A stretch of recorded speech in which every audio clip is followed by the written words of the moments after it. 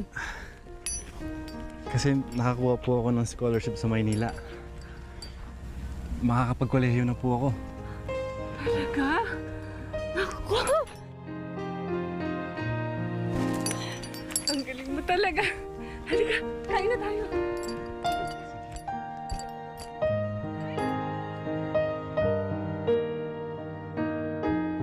Inay, para naman mamamatay ako niyan. Eh, sa Maynila lang ako pupunta. Eh, tuwing sem break, nandito naman ako, Inay. Eh, di ba kayong tutuwa para sa akin? Natutuwa naman ako. Alam ko naman itong pangarap mo eh. Kaya lang, simula nang isilang kita, ngayon lang tayo magkakahiwalay eh. Okay, mag-alala, Inay. Tatawag ako palagi dito, okay? Mag-iingat ka ha. Tsaka tatandaan mo. Mahal na mahal kita. Mahal ko rin po kayo, Inay.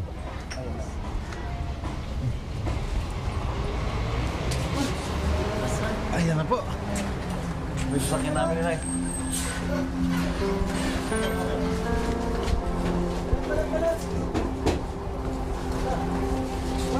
Jimbo, ingat ka ha.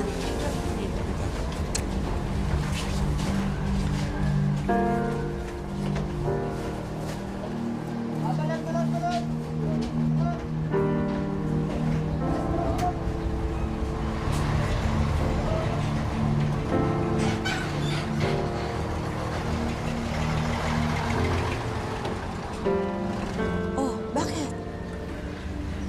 Ate, ngayon wala na si Chimbo.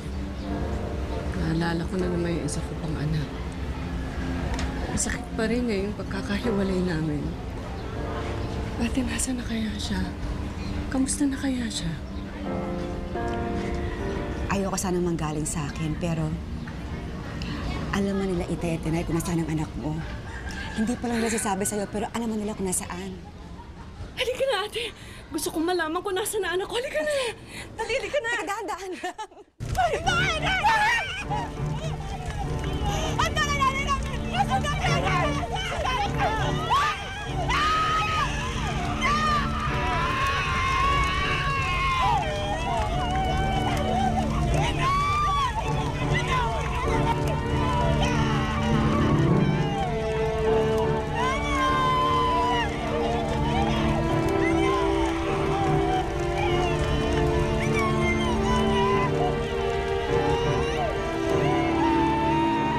Carmelita, mauna na kami.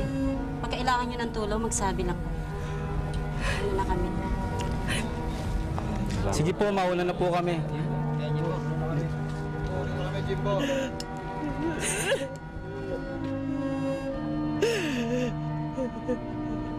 Ayos lang po ba kayo, Nay?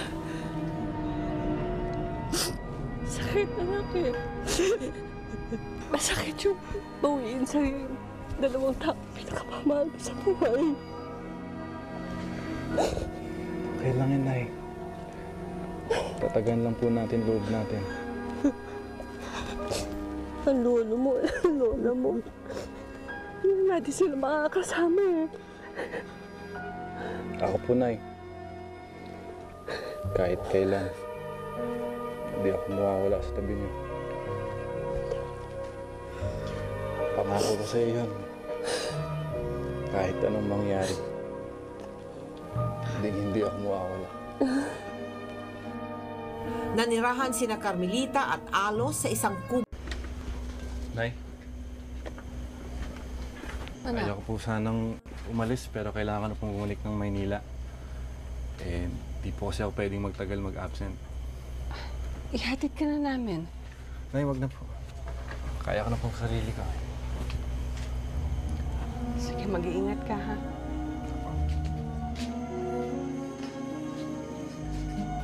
Sige po.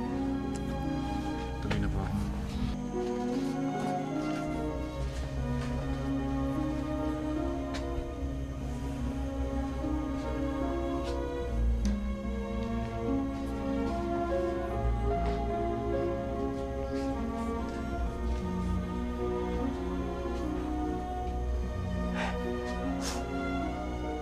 Nakakatawa, ate. Kung kailan sana makikita ko na ang anak ko. Dahil sa pagkamatay ni Inay at Itay. tuluyan ang nailibing ang sekreto kung nasan siya.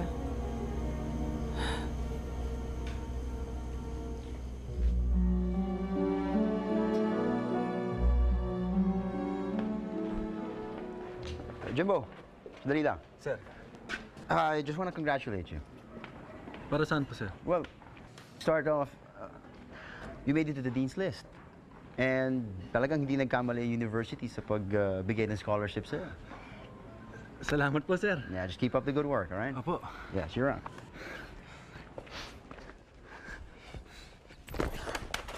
Ano ba? Hindi naman kasi nag-iingat eh. Ikaw kaya itong bumangga sa akin. Anong ako bumangga sa'yo?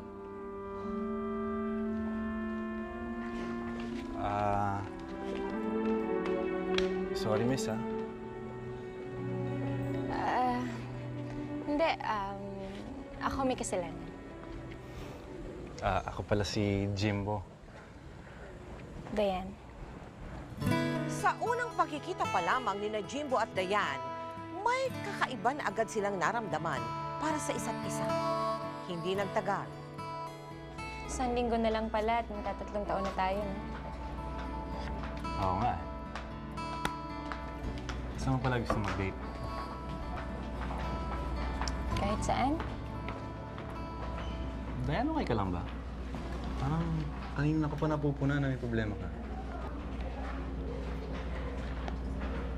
Jimbo, mahal mo ba ako? Oo naman. Bakit kanya mo magtanong? Bakit biglang pinagdududahan mo yung pagmamahal ko sa'yo? Hindi ko na alam ang gagawin ko. Hindi pa tayo tapos. Hindi pa dapat nangyayari to eh. Sandali. Ano bang pinagsasabi mo, Dayan?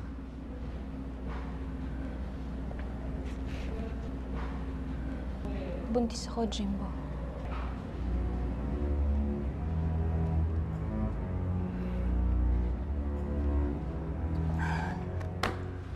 Bakit ka malungkot?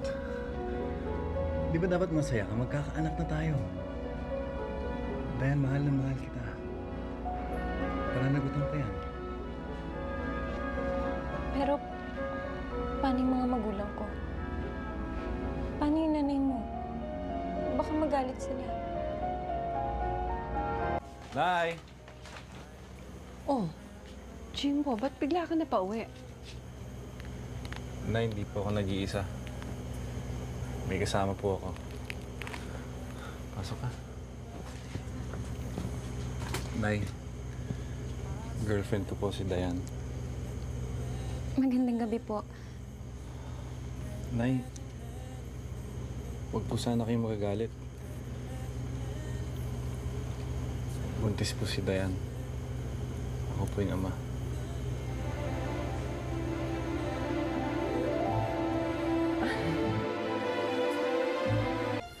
Binigla naman ako nito si Jimbo.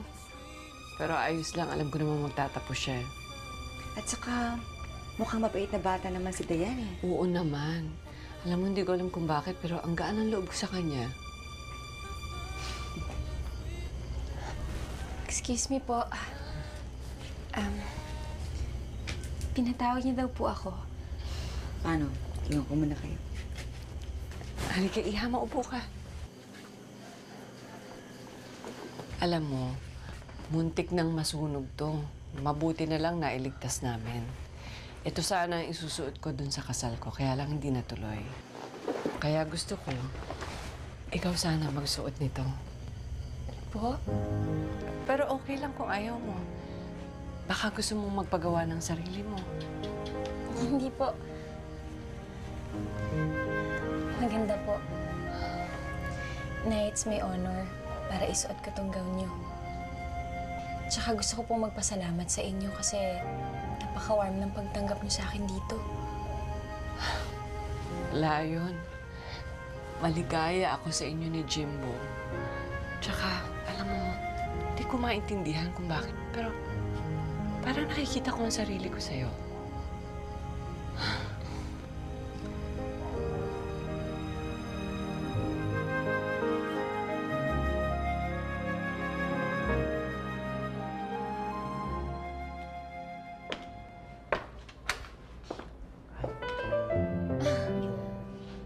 anong ginagawa mo dito? Bakit?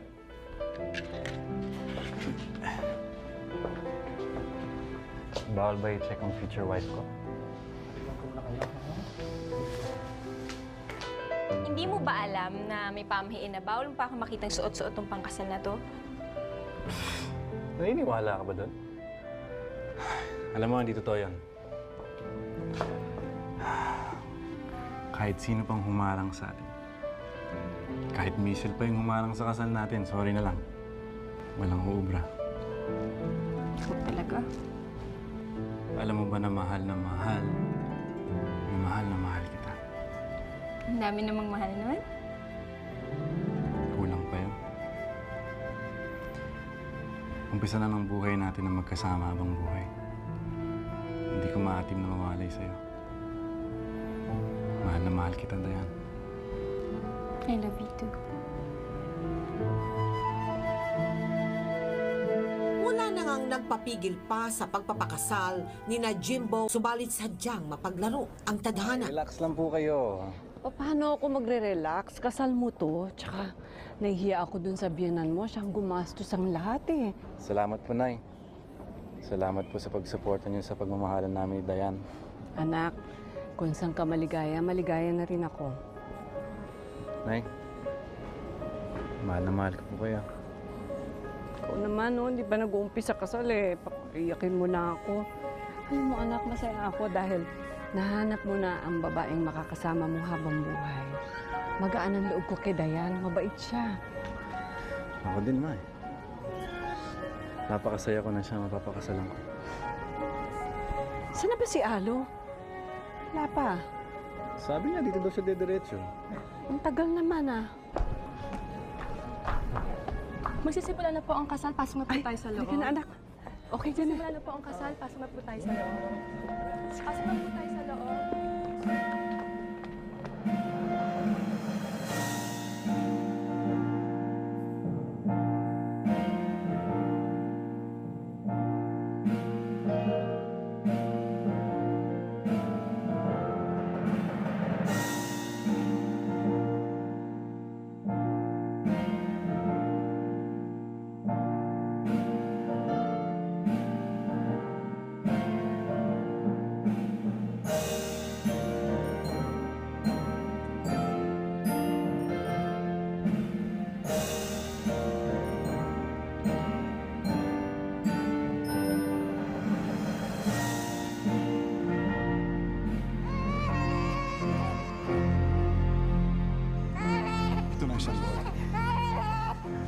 Maraming salamat po. Makakaasa po kayo na aalagaan ko siya at bibigyan ng magandang kinabukasan.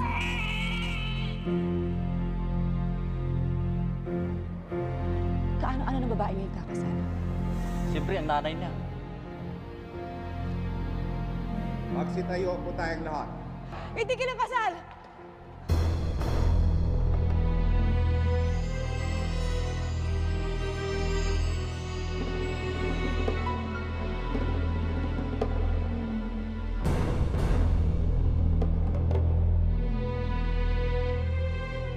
Talo. Bakit po? Anong pinagsasabi mo, Ate Alo? Hindi pa rin ako sigurado, pero kailangan maliwanagan lahat ito bago ituloy ang kasal.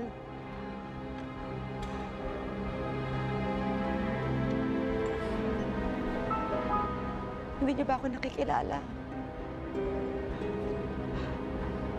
Sa isang kubo, sa bayan ng Bartolome, mga 20 taon nang nakakaraan, may babae ng anak. Kinuha niyo ang anak niya. Sa pilitang ipinaampon sa iyo ng mga magulang ng babae. Ako ho ang saksi sa lahat. Kayo ho ba yung babaeng umampon sa bata? Ako nga. Ako nga yun. Sino ho yung sanggol?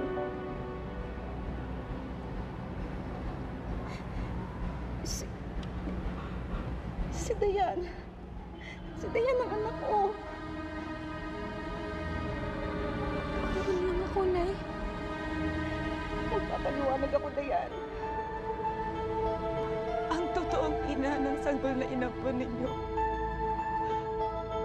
Ang inang hindi niyo nakita kahit minsan ay si Carmelita, ang ina ni Jimbo.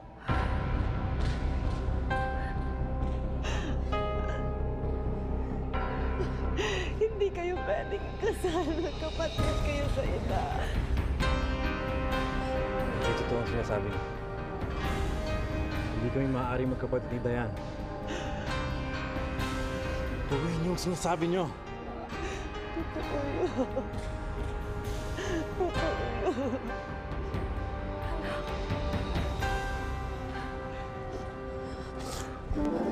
Yan.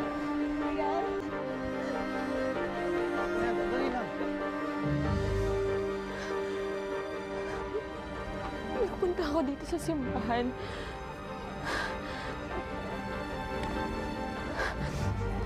Ang saya-saya ko. Dahil makakasama ko na ang lalaking pinakamamahal ko. Ikakasal na kami.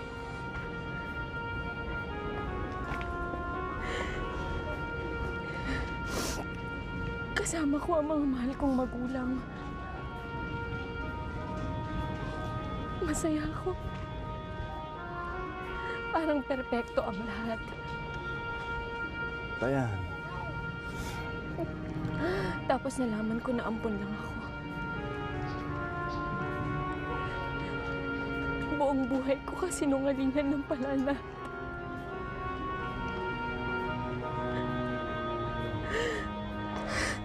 Tapos ang lalaking mahal ko, ang lalaking papakasalan ko.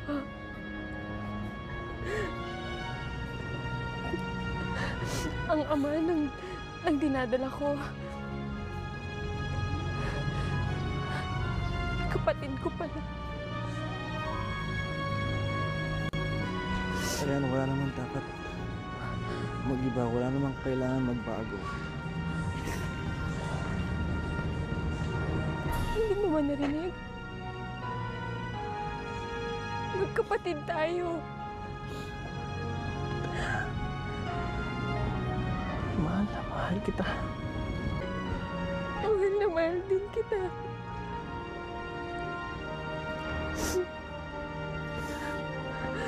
Simula nang nakita pa lang kita, ikaw na yung nasa puso ko. Hindi ko kayang wala ka sa buhay ko, Dayan. Hindi ko rin kaya. Pero, hindi ko alam kung bakit nangyayari sa atin to eh. Hindi ko alam kung anong nangyayari. Kung bakit nangyayari to. Dayan, paano na ako? Paano na tayo?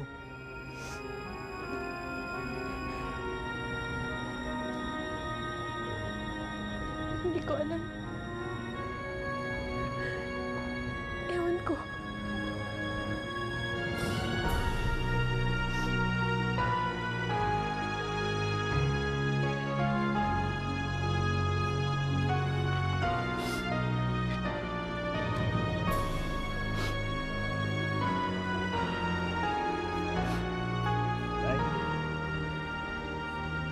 Bakit kailangan mangyari sa akin to?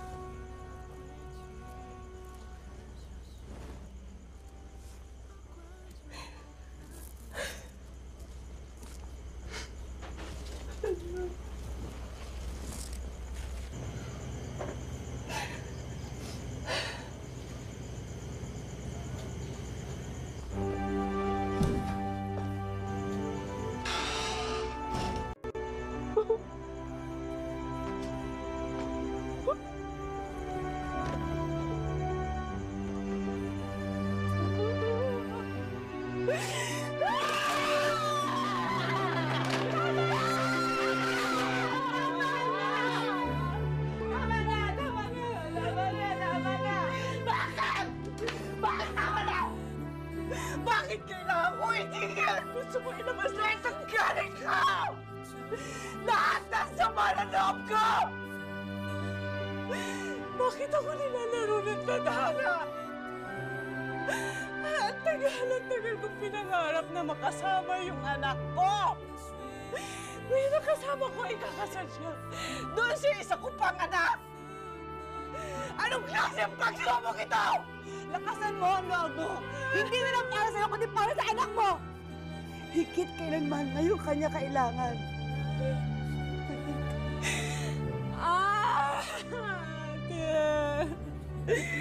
Mahal na yung anak ko! Mahal na! Mahal mo naman niya si Daya. Kaya nga lakasan mo yung loob mo! Ikaw na lang ang masasandalan niya, wala nang iba!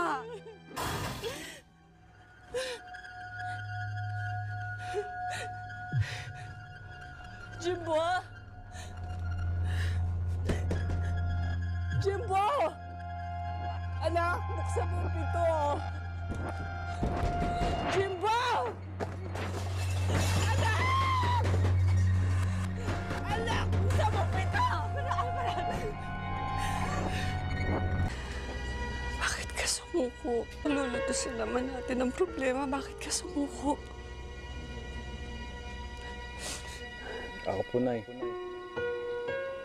Kahit kailan, hindi ako mawawala sa tabi niyo. Sabi mo sa akin, di mo ko iiwan. Lagi kang nasa tabi ko. Ngayon wala ka na. Sino na makakasama ko? Bakit? Ate, wala na si Jimbo. Paano na ako? Hindi ko kayang wala siya. Inay.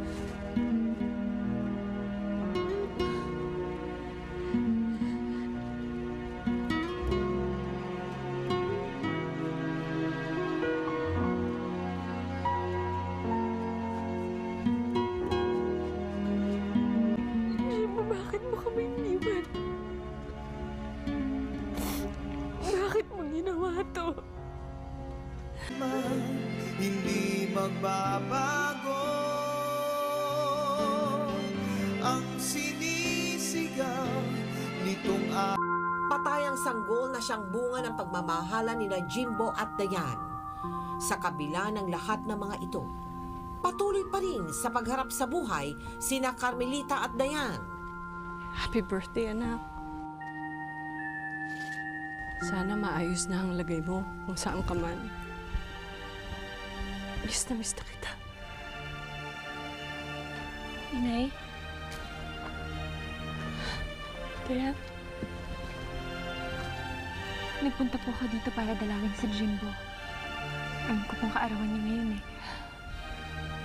Anak. Para sa'yo to. Alam mo, isusuot ko sa'yo dapat to nung araw na pinanganak kita. Kaya lang eh, kinuha ka nila sa akin. Gawa ko to.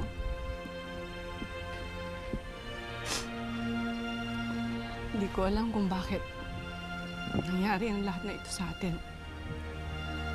Bakit tayo pinaglaruan ng tadhana?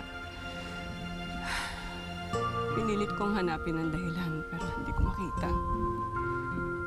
Tumigil na lang ako ng pagtatanong. Dahil naniniwala ako, lahat ng bagay may dahilan. Siguro yung dahilan, ibinalik ka sa akin ng Diyos para magkita tayo muli. Masakit wala na sa atin si Jimbo. Pero masaya ako. Dahil naandito ka na sa tabi ko. At hindi tayo magkakahiwalay. Magpakailanman.